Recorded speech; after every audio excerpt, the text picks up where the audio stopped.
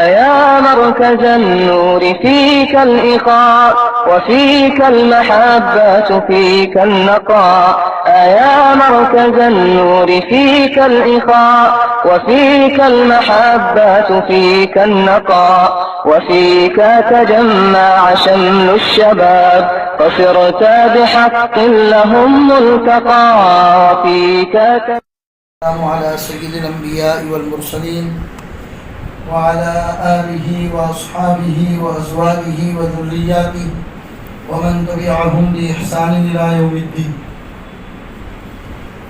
أعوذ بالله من الشيطان الرجيم. بسم الله الرحمن الرحيم.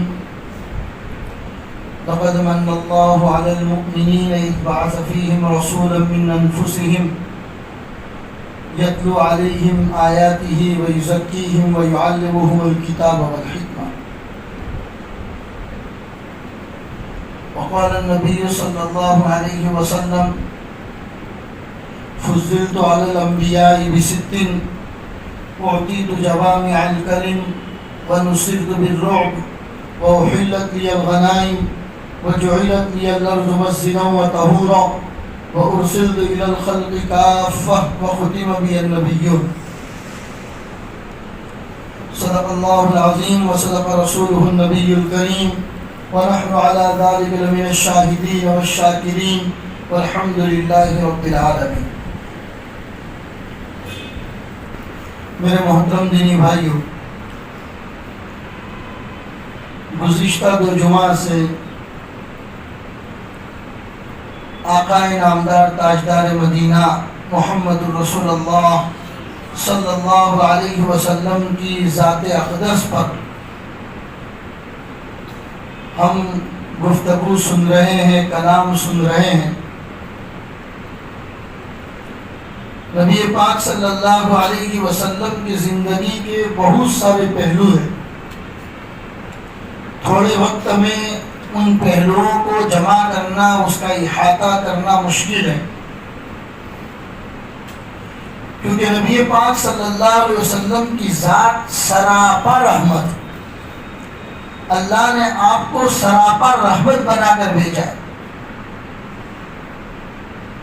پیدائش سے لے کر 63 سال کی مبارک زندگی جو آپ علیہ الصلوۃ والسلام نے گزاری ہے، پوری دنیا کے لیے آپ رحمت بنا کر بھیجے گئے.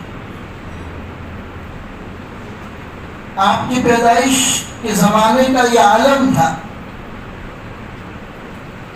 ایران کہ جس کو اپنی بادشاہت کے اوپر بڑا ناز تھا،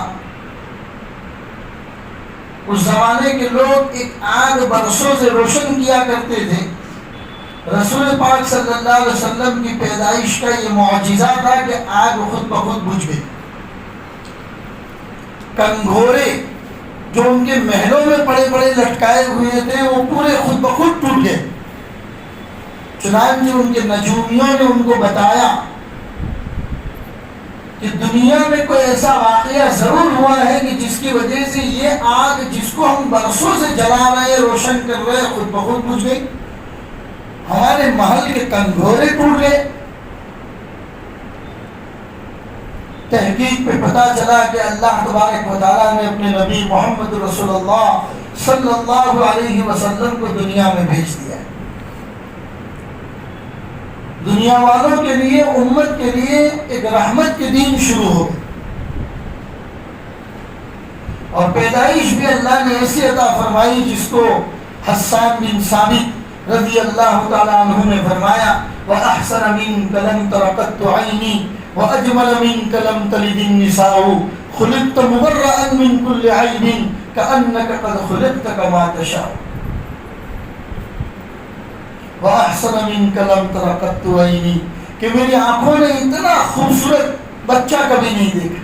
وَأَجْمَلَ مِنْكَ لَمْ تَلِدِ النِّسَاءُ عورتوں نے اتنا خوبصورت بچہ کبھی جنم نہیں دیا.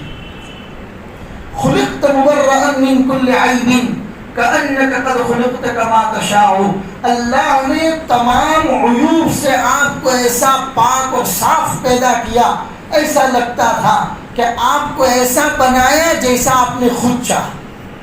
آپ کی چاہت کے مطابق اللہ نے آپ کو پیدا کیا ہو، کأنک قد خلقت کما تشاء، اور آپ ہیں تو یہ کائنات ہے۔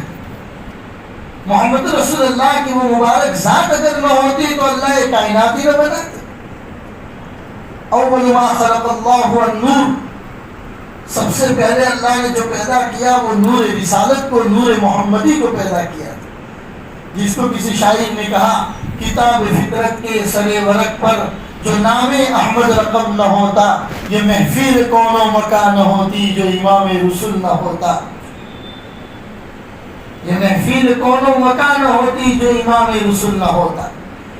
یعنی کتاب فطرت، یہ فطرت کی جو کتاب، کائنات کی جو کتاب اللہ نے لکھی ہے، اس کے سرے ورق پر، پہلے ورق پر اگر نام احمد اگر نہ ہوتا یہ کائنات ہی نہ ہوتی۔ اب ہم امت محمدیہ کا یہ فریضہ بنتا ہے کہ اسی مبارک ذات کو اللہ نے ہمارے لیے نبی بنا کر بھیجا، دین مانگے اللہ نے ہمیں ایسی مبارک ذات کی امت میں پیدا فرمایا، تو آپ کی سنتوں کو، آپ کے طور و طریق کو، آپ کے لائے ہوئے دین کو اپنی زندگی میں اپنائیں اور آپ کے بتائے ہوئے طریقے کے مطابق زندگی گزاریں۔ صرف عاشق رسول یا عشق رسول کے دعوے زبان سے کر دینا کافی نہیں، زبان سے صرف دعوے کر دینے سے محمد رسول اللہ کے ہاتھ سے جام کوثر نصیب نہیں ہوگا۔ وہاں اگر چاہتے ہیں ہم کہ اس ماحول کے اندر محمد رسول اللہ کے مبارک ہاتھ سے ہمیں جام کوثر ملے، ہم چاہتے ہیں کہ محشر کے میدان میں ہم سب کو رسول اللہ کی سفارش نصیب ہو، تو دنیا کی زندگی کو انہی کے بتائے ہوئے طریقوں کے مطابق گزارنی پڑے گی۔ ورنہ روایتوں میں آتا ہے کہ رسول پاک صلی اللہ علیہ وسلم اپنے ہاتھ سے اپنے امتیوں کو جام کوثر پلا رہے ہوں گے، لوگ لائن میں کھڑے ہوں گے، کچھ لوگ جب ان کے کوثر، جام کوثر پینے کی باری آئے گی، فرشتے ہاتھ پکڑ کر ان کو لائن سے باہر نکال دیں گے۔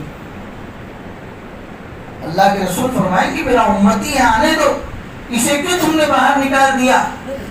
تو فرشتے کہیں گے یا رسول اللہ، آپ کی دنیا سے پردہ فرما جانے کے بعد آپ کے انہی امتیوں کو آپ کے طریقوں سے پیار نہیں تھی، آپ کے بتائے ہوئی سنتوں کے مطابق انہوں نے زندگی نہیں گزاری، جس دین کے لیے آپ نے اتنی تکلیفیں اٹھائی تھی اس دین کو انہوں نے پس پشت ڈال دی، اس دین کو، دین محمدی کے بچاؤ کی ان کو کوئی پرواہ نہیں تھی۔ لہذا یہ بظاہر تو آپ کی امت میں تھے، لیکن آج آپ کے مبارک ہاتھوں سے جام کوثر کے پینے کے یہ حقدار نہیں، چنانچہ ان کو باہر کر دیا جائے گا، محروم کر دیا جائے گا۔ اللہ اسی محرومی سے ہم سب کی حفاظت فرمائے۔ لہذا زندگی محمد رسول اللہ صلی اللہ علیہ وسلم کے طریقے کے مطابق گزارنی، اور زندگی کے ہر پہلو میں رسول پاک صلی اللہ علیہ وسلم نے ہم امتیوں کو رہنمائی فرمائی۔ پچھلے 2 جمعہ میں ہم نے آپ کے سامنے بتایا کہ رسول پاک صلی اللہ علیہ وسلم کی مبارک زندگی، خاص طور پر نبوت ملنے کے 13 سال جو مکہ المکرمہ کے اندر گزری ہیں، جس کی ایک ایک گھڑی سے ہمیشہ یہ ثابت ہوتا ہے کہ آپ نے دنیا میں امن اور شانتی کو باقی رکھنے کی کتنی کوشش کی۔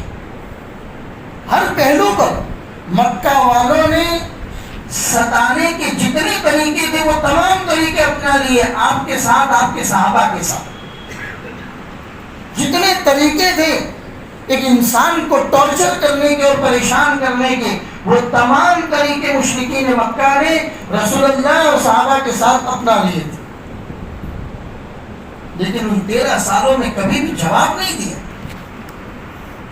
اور یہ سب کیوں ہوا؟ میں تفصیل سے گزشتہ جمعہ میں بتا چکا ہوں کہ 13 سال مکہ المکرمہ کی زندگی میں اللہ کے رسول اپنے صحابہ کی ایک ایسی جماعت تیار کرنا چاہتے تھے کہ جن کے اندر صبر، تحمل، قوت برداشت اعلیٰ معیار کی ہونی چاہیے، وہ تھوڑی تھوڑی بات پر بھڑک نہ جائیں، وہ فوراً ایکشن کا ریئیکشن نہ دے دیں، ان کے اندر برداشت کی طاقت پیدا ہو۔ 13 سال تک صحابہ کو ایسے پلیٹ فارم کے اوپر لا کر تیار کیا۔ چنانچہ کیسے صحابی تیار ہوئے؟ ایک صحابی کو معاذ بن جبل کو یمن کا گورنر بنا کر بھیج رہے ہیں، پورے ملک یمن کو اللہ کے رسول کی تعلیمات کے مطابق چلا رہے ہیں۔ عبیدۃ بن الجراح کو ایک علاقے میں بھیجا جا رہا ہے، پورا علاقہ چلا رہا ہے۔ حضرت معاویہ رضی اللہ تعالیٰ عنہ کو ملک شام بھیجا جا رہا ہے، پورا ملک شام اس زمانے کا سپر پاور کنٹری اس زمانے کی سمجھی جاتی تھی، پورا حضرت امیر معاویہ رسول اللہ کے بتائے ہوئے تعلیمات کے مطابق چلا رہا ہے۔ یہ 13 سال اللہ کے رسول نے حالات کی بھٹیوں کے اندر پیس کر صحابہ کی ایک مضبوط جماعت تیار کی تھی میرے بھائی۔ بات پر ایکشن کا ریئیکشن نہیں دیا، آئے کسی نے کانٹے بچھائے، کسی نے پتھر مارنے کی کوشش کی، کسی نے آپ سجدے میں چلے گئے تو آپ کے اوپر اونٹ کی اجڑیاں لا کر رکھ دی، ابو جہل نے بڑا پتھر آپ کے اوپر سر پر مارنے کا ارادہ کیا، کتنی پلاننگ کی گئی، اور جو بھی پلاننگ وہ کرتے تھے اللہ وحی کے ذریعے اپنے نبی کو ایڈوانس میں بتا دیتے تھے۔ اللہ کے رسول نے کبھی بھی بدلا نہیں لیا۔ پھر 10 سال مدینہ المنورہ کی زندگی میرے بھائیوں، جس میں ہر سال کوئی نہ کوئی جنگ ہو رہی ہے، جنگ بدر ہوئی، جنگ احد ہوئی، غزوہ خندق ہوا، غزوہ تبوک ہوا، غزوہ بنی المصطلق ہوئی، کتنی جنگیں ہو رہی ہیں، قیدی پکڑ کر لائے جا رہے ہیں، لیکن ان کے ساتھ سلوک کیسا کیا جا رہا ہے؟ صحابہ فرماتے ہیں کہ ہم لوگ نیچے سو جاتے تھے، قیدیوں کو چارپائی پہ سلاتے تھے، ہم لوگ بھوکے رہتے تھے، قیدی کو پہلے کھلاتے تھے۔ کیوں؟ محمد رسول اللہ کی بتائی ہوئی تعلیمات کا اثر۔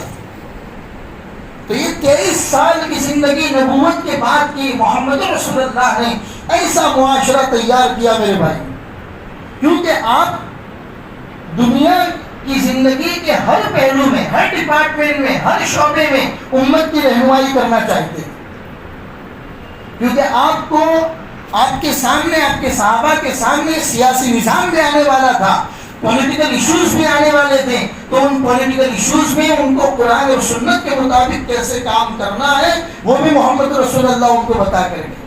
آپ کو اپنی بیوی بچوں کے ساتھ زندگی گزارنی ہے، معاشرے میں رہنا ہے۔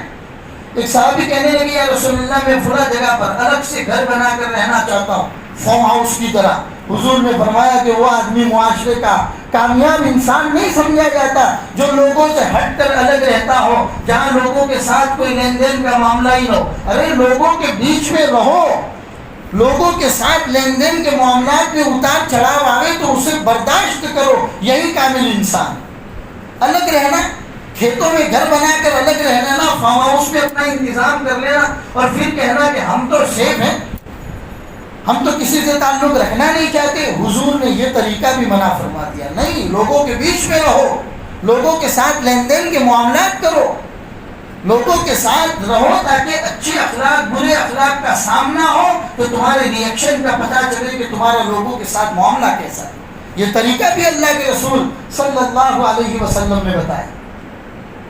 معاشرتی زندگی، رسول پاک صلی اللہ علیہ وسلم کی دنیا میں تشریف لانے سے پہلے معاشرتی زندگی کا کیا حال تھا میرے بھائی؟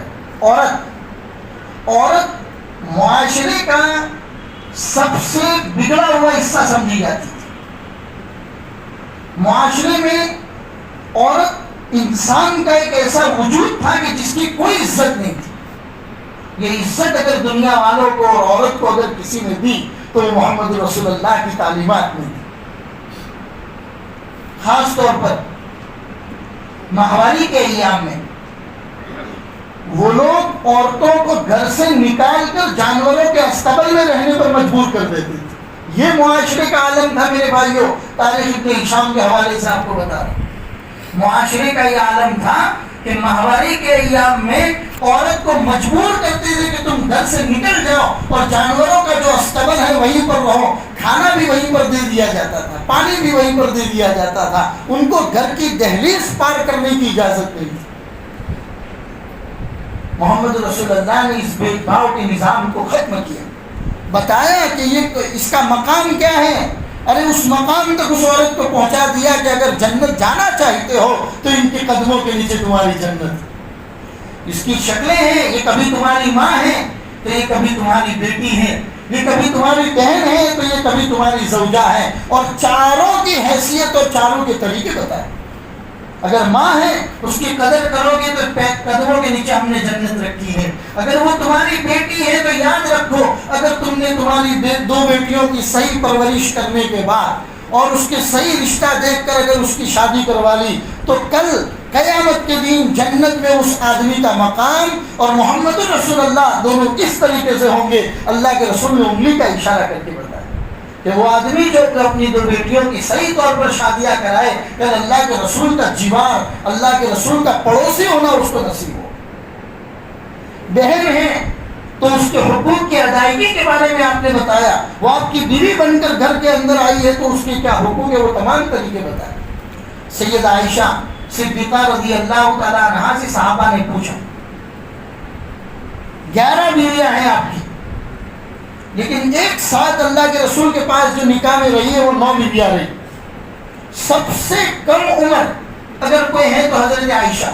حضرت عائشہ صدیقہ رضی اللہ تعالیٰ عنہا سے نکاح بھی کم عمری میں اس لیے کیا گیا تاکہ اللہ کے رسول صلی اللہ علیہ وسلم کے اندرونی حالات، گھر کی 4 دیواری کے اندر کیا ہو رہا ہے وہ حالات باہر کے لوگوں کو صحیح معنوں میں اور ایک لمبے زمانے تک لوگوں کو پتہ چلتا رہے، اس لیے حضرت عائشہ سے کم عمری میں نکاح کیا گیا۔ چنانچہ بڑے بڑے صحابہ جن کی روایتیں، جن کی حدیثیں ہم لوگ سنتے اور پڑھتے ہیں، وہ تمام صحابہ روایتیں حضرت عائشہ سے لیتے تھے۔ سب سے بڑی استادی تھی حضرت عائشہ۔ پردے کے پیچھے بڑے بڑے صحابہ آتے تھے اور پوچھتے تھے کہ اللہ کے رسول کی یہ حدیث ہم تک پہنچی ہے، کیا آپ اس کو کنفرم کر سکتے ہیں کہ اللہ کے رسول نے یہ روایت بیان کی ہو؟ حضرت عائشہ کی مہر جب اس کے اوپر لگ جاتی تھی وہ روایت ایک اعلیٰ معیار کے ساتھ آگے بیان کی جاتی۔ صحابہ نے پوچھا، کیف وجدت رسول اللہ صلی اللہ علیہ وسلم فی بیتک، آپ نے اللہ کے رسول کو گھر کی 4 دیواری میں کیسا پایا؟ باہر تو ہم دیکھتے ہیں اللہ کے رسول کے معاملات، حضور کا لین دین، حضور کا لوگوں کے ساتھ بات کرنے کا انداز، 4 دیواری میں خاص طور پر اپنی بیویوں کے ساتھ اللہ کے رسول کا سلوک کیا ہے؟ حضرت عائشہ فرماتی ہیں حضور جب گھر میں تشریف لاتے تھے کامن مین کی طرح ہو جاتے تھے، کبھی بھی اپنے بیہیویئر سے، اپنی چال ڈھال سے ثابت کرنے کی کوشش نہیں کرتے تھے کہ میں رسول اللہ ہوں، میں نبیوں کا سردار ہوں۔ آپ اپنے گھر کی 4 دیواری میں کامن مین کی طرح ہو جاتے تھے۔ اور سیرت ابن ہشام میں لکھا ہے، حضرت عائشہ فرماتی ہیں کہ آپ آدمیوں میں سے ایک آدمی تھے، آپ اپنا کام خود کرتے تھے، کسی پر اپنی ذات کو بوجھ نہیں بننے دیتے تھے، اپنے کپڑوں کی دیکھ بھال خود کرتے تھے، بکری کا دودھ خود دوہتے تھے، اپنے کپڑوں کو خود ہی پیول لگاتے تھے، اپنے جوتے کی مرمت اللہ کے رسول خود کرتے تھے۔ پانی کے ڈول، اس زمانے میں پانی کے ڈول چمڑے کے ہوا کرتے تھے جس کو سیا جاتا تھا، پانی کے ڈول اگر پھٹ جاتے تو اللہ کے رسول اپنے ہاتھ سے خود ٹانکے لگا لیا کرتے تھے، بوجھ خود اٹھاتے تھے، جانوروں کو چارہ خود ڈالتے تھے، اور اگر گھر میں کوئی خادم کام کرتا تو اللہ کے رسول خادم کو کام کرانے میں ہاتھ بٹاتے تھے، اس کی ہیلپ کرتے تھے، اور سودا حلف بازار خریدنے کے لیے خود جاتے تھے، اور تمام چیزیں خریدنے کے بعد ایک چادر یا ایک کپڑے کے اندر لے کر اللہ کے رسول اپنے کندھے کے اوپر خود اٹھایا کرتے تھے۔ کس کی بات ہو رہی ہے میرے بھائیوں؟ ہم سب کے آقا سید القومین، جن کے ایک اشارے پر صحابہ جان نشاور کرنے کے لیے تیار ہو جاتے تھے۔ ایک صحابی آئے، کئی بوجھ اٹھانے لگے اللہ کے رسول کا، حضور نے فرمایا وَلَا تَزِرُ وَازِرَةٌ وِزْرَ أُخْرَىٰ، کل قیامت کے دن ایک آدمی دوسرے آدمی کا بوجھ نہیں اٹھائے، دنیا کا تو اٹھا لو گے، کل قیامت کے دن اٹھاؤ گے کیا تم میرا بوجھ؟ لہذا میرا بوجھ مجھے ہی اٹھانے دو۔ یہ اللہ کے رسول صلی اللہ علیہ وسلم کا معاملہ اپنے گھر والوں کے ساتھ تھا، بیویوں کے ساتھ تھا، ان کے کام میں ہاتھ بٹایا کرتے تھے، ان کی ضرورتوں کا خیال کرتے تھے۔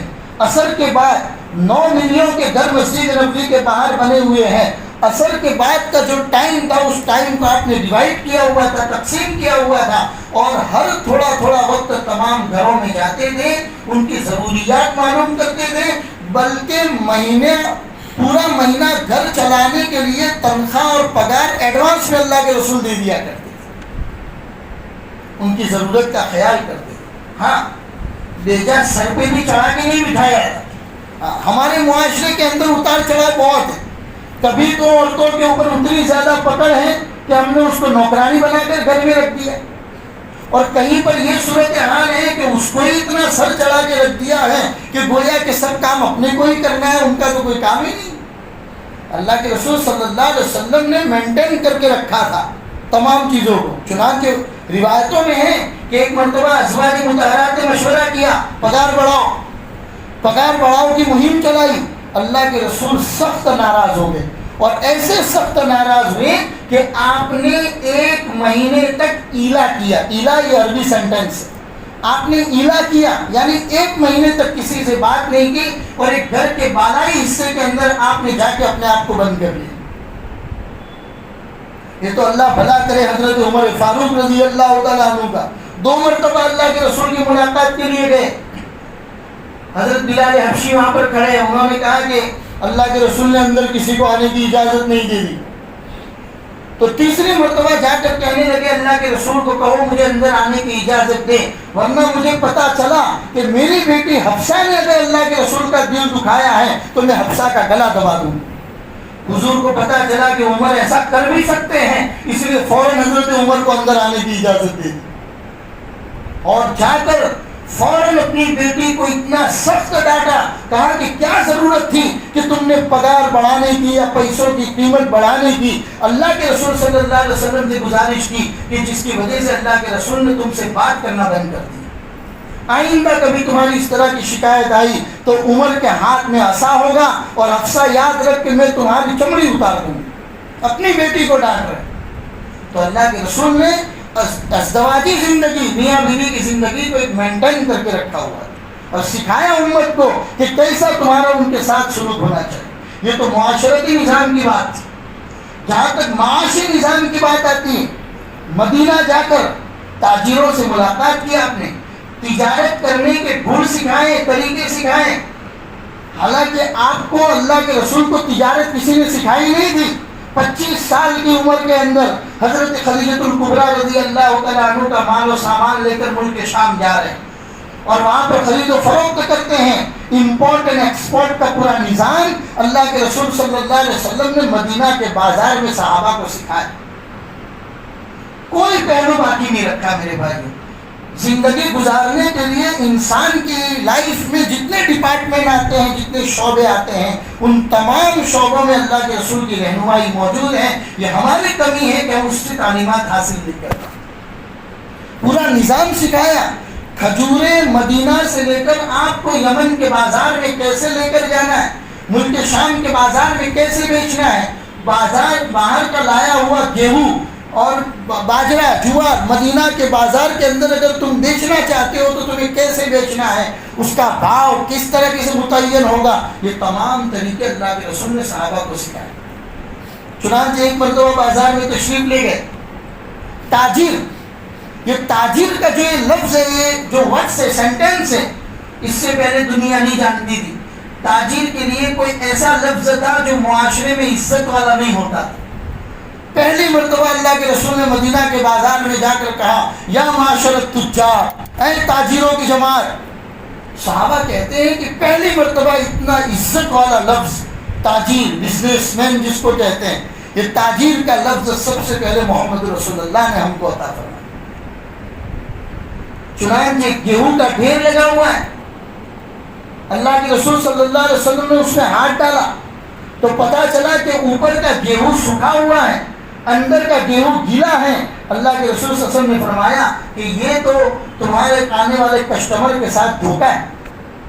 اوپر کا گیہوں تمہارا سکھا ہے, اندر کا گیلا ہے. گیلا گیہوں وزن میں زیادہ ہوتا ہے سوکھے کے مقابلے میں, تو تم تاجر کے ساتھ اور اپنے کسٹمر کے ساتھ کیسے ڈیل کرو. حضور نے یہ طریقہ بھی بتایا, معاشرتی نظام بتایا, زکوٰۃ کا نظام چلایا. آج دنیا بڑے بڑے UN میٹنگ بلاتی ہے, کبھی شکاگو میں, کبھی امریکہ کے مختلف شہروں میں. ہر سال کبھی 3 سال میں ایک مرتبہ پوری دنیا کے اندر سے میٹنگیں بلائی جاتی ہے اس بات پر غور و فکر کرنے کے لیے کہ دنیا سے غریبی کو کیسے دور کیا جائے.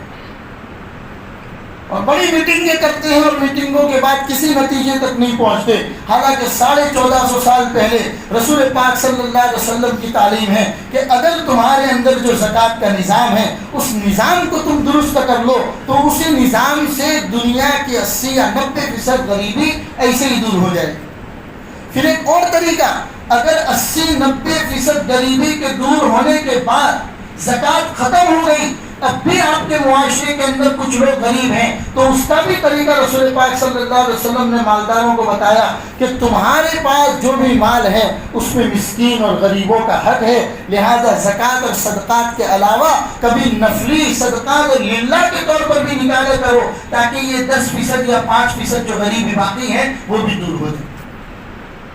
چنانچہ جب بھی اقوام متحدہ میں UNO میں جب بھی میٹنگیں ہوتی دنیا کے مختلف علاقوں سے لوگ پہنچتے ہیں اور جب بھی زکوٰۃ کے نظام کو وہاں پر بیان کیا جاتا ہے تو لوگ اس کو سراہتے ہیں، لوگ کہتے ہیں یہی ایک نظام ہے۔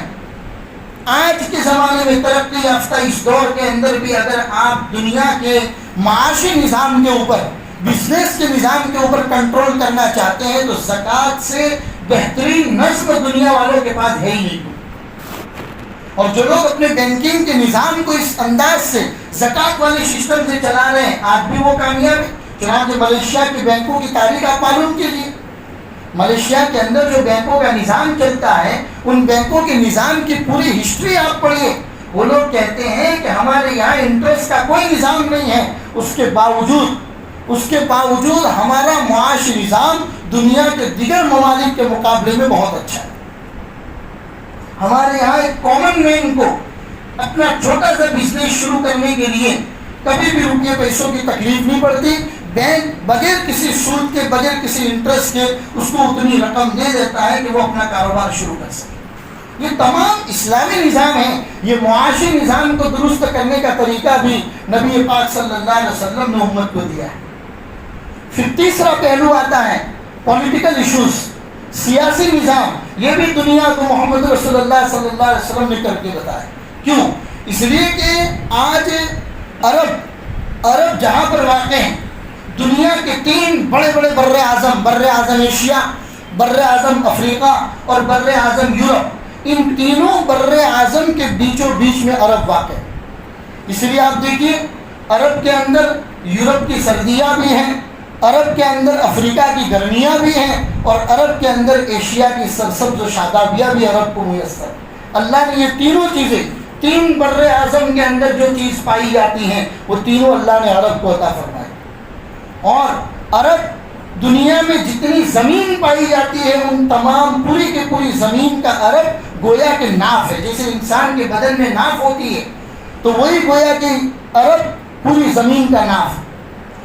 تو اس حساب سے پوری دنیا کے اوپر سیاسی نظام کو چلانے کا طریقہ دنیا والوں کو سکھانا ضروری تھا، جو محمد رسول اللہ صلی اللہ علیہ وسلم نے سکھایا۔ چنانچہ آپ کے نبی بننے کے بعد میں نے پہلے بھی بتایا کہ 13 سال مکہ المکرمہ کی زندگی میں آپ نے صلح، صفائی، امن اور شانتی کے اوپر کام کیا۔ مدینہ المنورہ جانے کے بعد پہلے سال جنگ بدر ہوئی، دوسرے سال جنگ احد ہوئی، اسلام جزیرۃ العرب کے باہر جانے لگا تو اللہ کے رسول صلی اللہ علیہ وسلم نے صحابہ کو جمع کیا کہ اب چلیے دنیا کی دوسری کنٹریز کے اندر ڈیلیگیشن بھیجنا ہے اور وہاں سے ان کی ملاقات کرنی۔ صحابہ نے کہا یا رسول اللہ ہم لوگ ان کی زبان نہیں جانتے، چنانچہ بعض روایتوں میں آتا ہے کہ 7 صحابہ اور بعض روایتوں میں آتا ہے 11 صحابہ کی ایک ٹیم تیار کی گئی اور ان کو کہا کہ جاؤ دنیا میں ابھی جو زبان چلتی ہے وہ عبرانی زبان چلتی ہے تو عبرانی زبان سیکھ کر آؤ تاکہ تم اسلام کی تبلیغ ان کی زبان کے اندر کر سکو۔ چنانچہ دنیا کے مختلف ممالک کے ڈیلیگیشن مسجد نبوی میں اللہ کے رسول کے پاس آتے تھے اور اللہ کے رسول ان کو دین کے ساتھ ساتھ دنیا کا سیاسی نظام بھی سمجھاتے تھے، ان کے ساتھ امپورٹ اینڈ ایکسپورٹ کی ڈیل بھی ہوتی تھی۔ چنانچہ غزوہ تبوک کے بعد طائف کی ایک جماعت اللہ کے رسول کے پاس آئی، ابھی تک طائف والے مسلمان نہیں ہوئے، طائف کی ایک جماعت آئی اور انہوں نے کہا کہ ہمارا طائف کا علاقہ آپ کے ہاتھ پر مسلمان ہونے کے لیے تیار ہے لیکن ہماری کچھ شرطیں ہیں۔ حضور نے فرمایا بتاؤ تمہاری کیا شرطیں؟ چنانچہ انہوں نے بہت ساری شرطیں بیان کی، کہ ہمارے کھیت کھلیان باغات وغیرہ کے ساتھ کوئی چھیڑ چھاڑ نہ کی جائے، اور ہم چاہتے ہیں کہ ہمارا جو ایک بت ہے لات نام کا جو بت ہے، اس بت کو نہ چھیڑا جائے نہ توڑا جائے۔ ہم تو مسلمان ہو گئے، اگر 1 سال تک ہمارے بت کو اس کی جگہ پر باقی رکھا جائے گا تو امید ہے کہ رفتہ رفتہ طائف کے لوگ مکہ آئیں گے اور آپ کے ہاتھ پر مسلمان ہوں گے۔ اللہ کے رسول نے فرمایا کہ ہم تمام تمہاری شرطیں ماننے کے لیے تیار ہیں، لیکن جہاں تک لات بت کو باقی رکھنے کی بات ہے ہم اس کو باقی نہیں رکھیں گے۔